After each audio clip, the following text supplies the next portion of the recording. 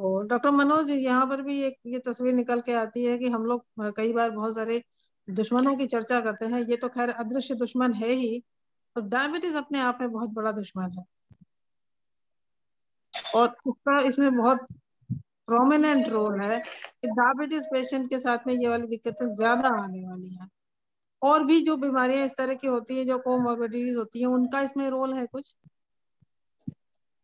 देखिए, बिल्कुल। कोमॉर्बिडिटीज की तो मैंने आपसे बात करी थी।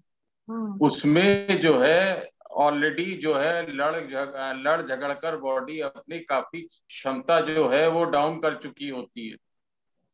उसके बाद जो है ये कोविड आते हैं। जो कोविड हैं, ये भी जो है इन्फ्लेमेटरी मार्कर्स को बढ़ा देते हैं। इन्फ्लेमेटरी मार्कर्स बढ़ते हैं तो उसकी वजह से फेरेटिन बढ़ता है। फेरेटिन बढ़ता है तो आयरन बढ़ता है। आयरन बढ़ता है तो इनको जो है फंगस को जो है खाना पीना मिलता है। ग्लूकोज बढ़ा हुआ है तो उनका खाना पीना बढ़ता है। जिंक हम लोग बहुत ज्यादा ले रहे हैं तो वो फिर उनका खाना पीना बढ़ता है। तो ये सब चीजें। दूसरी बात ये है कि जो है ब्रीच, यानी कि जो म्यूकोसल लाइनिंग है, चाहे वो मुंह की हो चाहे नाक की हो, अगर हमने जैसे उसको कर दिया, अगर उसमें ब्रीच हुआ तो उससे फंगस के जाने के चांसेस बहुत ज्यादा बढ़ जाते हैं। ऐसे ही बर्न का केस है, या चेहरे पर चोट लग गई है, एब्रेजन हो गया है, कुछ हो गया है, तो उससे जो है फंगस का इन्वॉल्वमेंट जो है जल्दी बढ़ जाता है। दूसरा, हम अपने खाने पीने का ध्यान नहीं रखेंगे। सड़े गड़े फल हैं, सब्जी है वो रखी हुई है, पुरानी है, वो हम इस्तेमाल कर रहे हैं, उससे फर्क पड़ता है। तो ये सब चीजें जो है, मैंने आपको पहले ही बताया, जो चीज हमारे दादा नानी दादी और नानी का जो वो है ना, अगर उस चीज को हमने उससे हम हटे तो यही हुआ। अब है बिना हाथ धोए जो है हम लोग अपना इस्तेमाल कर लेंगे। अपना पता लगा बाहर से आए, पेड़ पौधे छुए करे। तो ये सारी चीजें हैं जिसकी की वजह से ये इतना ज्यादा हो रहा है, क्योंकि हम लोग पहले ही इस बीमारी से लड़ झगड़ कर तीन चौथाई बेदम हो चुके हैं, उसके बाद ये आ जाता है। तो इसलिए जो है इससे हम इतनी जल्दी नहीं लड़ पाते हैं, ये बहुत तेजी से फैलता है। और इसके लिए दवाई भी नहीं है, कोई एक ही दवाई है।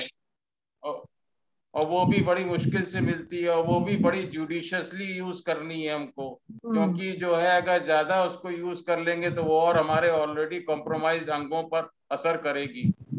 तो ये एक बहुत ही बड़ा हम लोगों के लिए एक डिलेमा रहता है, और बहुत बड़ा एक चैलेंज रहता है, जो भी डॉक्टर्स इसको ट्रीट कर रहे हैं। ये तो मेरे ख्याल में डेली डॉक्टर करण फेस करते ही होंगे। बिल्कुल। डॉक्टर करण, ये जो इसके अलग अलग कलर्स बताते हैं, ये क्या डिफाइन करते हैं?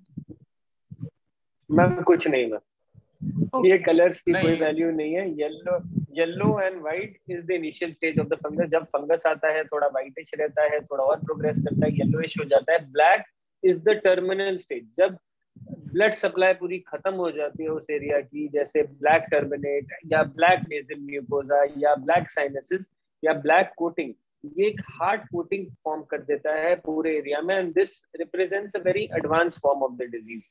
अब रही बात व्हाइट फंगस की, व्हाइट फंगस जो यहाँ पे रिपोर्ट किया जा रहा है, what is reported in the literature, कि the it is a type of fungus जो प्रेजेंट डिफरेंटली करेगा। ये नाक में नहीं जाता, ये लंग्स में ज्यादा जाता है व्हाइट फंगस। व्हाइट फंगस की टिपिकल प्रेजेंटेशन होगी कि हीमोप्टाइसिस, कि गले से या जब स्पूटम से खून आ रहा है या खून की उल्टियां हो रही हैं, तो वो ये मोस्टली लंग में ज्यादा रिसाइड करता है। And pulmonary mucormycosis is a very common form after renal and orbital and cerebral type.